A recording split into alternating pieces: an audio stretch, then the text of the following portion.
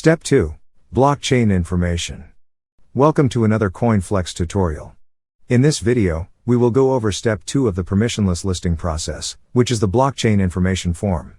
As a reminder, you can only move on to Step 2 once you have filled in the required token information in Step 1.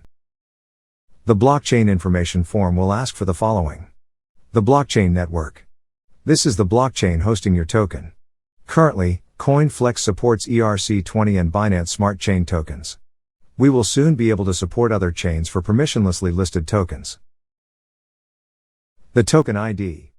This is the unique token address of your token that differentiates between two tokens with similar names. The pool address. This is the corresponding pool address for the DEX in which your token has been trading. The pool address is used as a price oracle to obtain the price of your token. DEX. This is the DEX where your token has an active trading market. You can choose from Uniswap V2, Uniswap V3, or PancakeSwap. Finally, you will be asked to provide the CoinGecko link, which is the CoinGecko page for your specific token.